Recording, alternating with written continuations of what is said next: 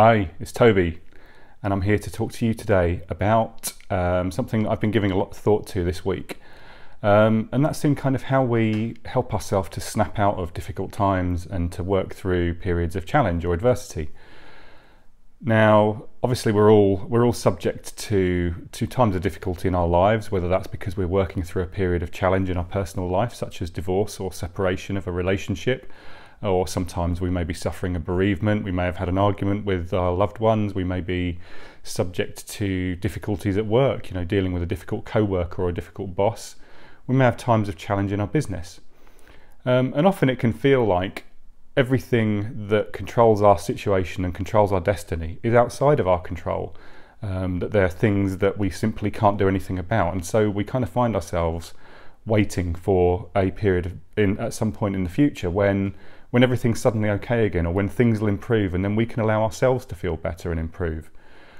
And obviously, whilst it's disconcerting at times to feel like you're waiting for something else to change, something that you don't have influence over, what I think is actually a kind of better way of looking at it is to kind of take control back of that situation and to try and acknowledge that sometimes it really is just down to us to think about how we can make things better. And sometimes it actually comes down to just kind of either shutting your mind off to the things that you feel are keeping you down, or alternatively even kind of almost pretending that they're okay, or adopting that kind of placebo mentality where you kind of know that your situation isn't necessarily going to be any different, so really you've got no choice but to get on with it, but actually to start telling yourself it's going to improve, this is going to get better, this is actually changing for the better. And sometimes just the very act of freeing yourself from waiting and freeing yourself from feeling like you have no control, and actually just saying, yeah, I'm going to do this, and taking on board that placebo effect can actually be literally what's needed to break out of a slump. Now, placebos, as hopefully you're aware, are the kind of the sugar pill, if you like, that are used in medical trials to kind of test the effectiveness and the efficacy of medicines. So, a certain group of people may be given the actual medicine, and a certain other group of people may not be given the actual medicine. They may just be given a sugar pill, which they're told is the medicine. Obviously, they don't know which they're taking in either group. And ultimately, the measure of the effectiveness of the medicine is about how that placebo compared to the actual medicine. And I didn't really realise this until recently, but it turns out, I think, in a lot of cases, the placebo effect, as it's known, is often as great as the medicine itself. So oftentimes a group of people, and it doesn't obviously apply in all cases and in all medicines, but oftentimes a group of people who are told they've been taking a placebo or told to take a placebo without knowing it's a placebo can often experience the same effects, or almost the same effects, of the people who are actually taking the medicine.